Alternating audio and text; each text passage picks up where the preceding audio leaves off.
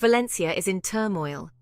Tens of thousands of angry citizens have taken to the streets, demanding the resignation of regional president Carlos Mazón over his handling of the devastating floods that have claimed over 220 lives.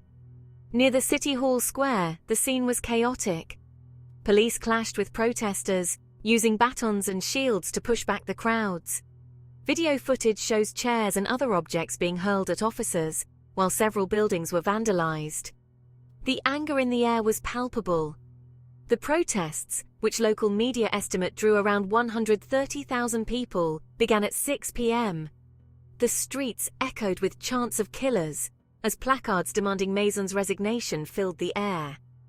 The protesters' message was clear: the government's response was too little, too late. The floods, which started in late October, brought a year's worth of rain in less than 8 hours. Rivers and tributaries overflowed, cars were swept away, and bridges were destroyed. The sheer force of the water left a path of destruction that has left the region reeling. One protester told Reuters, "The regional government didn't warn on time for the flooding, didn't respond on time. So we want them to quit and let a new government take over the responsibility to clean up the mess that they left." Another echoed the sentiment, saying, "This abandonment and institutional negligence must be held accountable."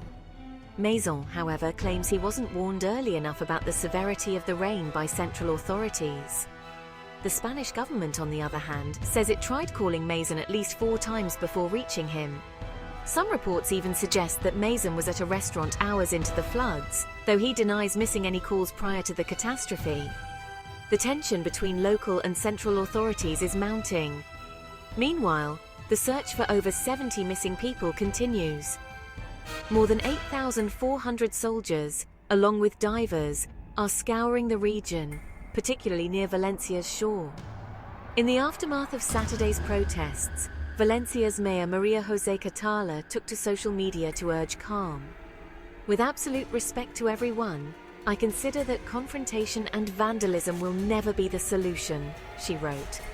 As Valencia grapples with the aftermath of this disaster, the calls for accountability and better disaster preparedness grow louder.